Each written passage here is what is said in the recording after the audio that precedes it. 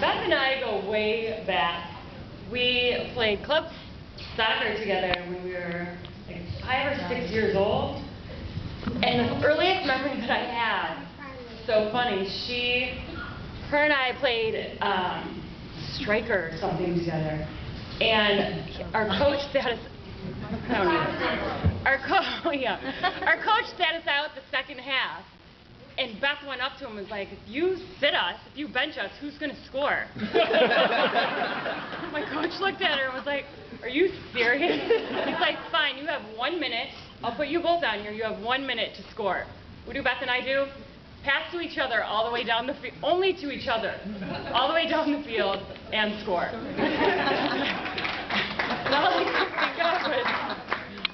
All I could think of was, this chick is awesome. Then I realized, I know it's not working. It's like going in and out. Hold it closer. Okay. So one thing I realized is that you have to hold it close to your mouth. One thing I realized is that Beth and I have never really lived apart from each other for more than a year. Beth's a year younger than I am, so I went down to Carolina to play lacrosse. And then Beth, a year later, came down to Carolina. Beth graduates college and moves to Oregon. A year later, actually, she convinced me to move to Oregon after I was all set on moving to Boston. Sorry, Meg. Sorry about that, Meg. And after many, many drinks later, convinced me to move to Oregon with her. Which is cool, because I was like, yay, I get to live with my best friend and her boyfriend. But I was like, one thing that's actually really funny is Beth and Erik, you guys might not know, they're actually complete opposites. I mean, you know, one like romantic comedies and girly fruity drinks, and then there's Beth.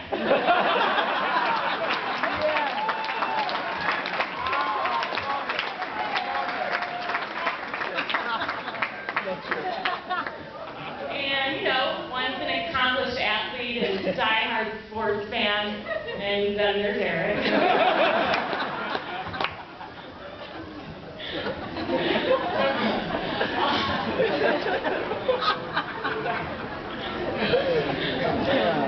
But all jokes aside, Erik is truly one of my best friends. It's funny, when he first moved out there, from what I remembered of him, when Beth was like, oh, Erik Hewitt, and all I could think of was, oh, that skinny lacrosse guy with the goofy hair that you went to your high school prom with? And then I met him, and I was like, oh, it's this skinny, unemployed guy with goofy hair. Cool.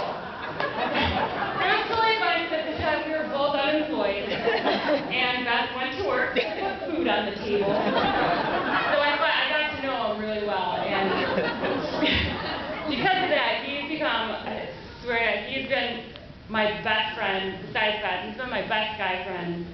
Erik, you are truly one of the nice guys.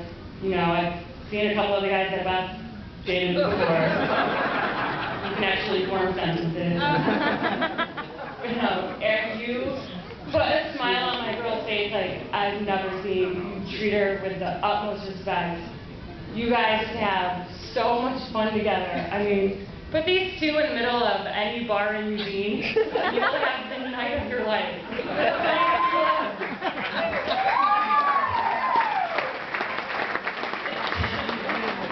The amount of fun that they have together just makes your night completely. And Erik, I love you for that, especially. You make her smile like I've never seen, and I love you for that. Beth, you are my best friend by far. The funniest funniest person I've ever met in my entire life. Even though we are each other's biggest fans.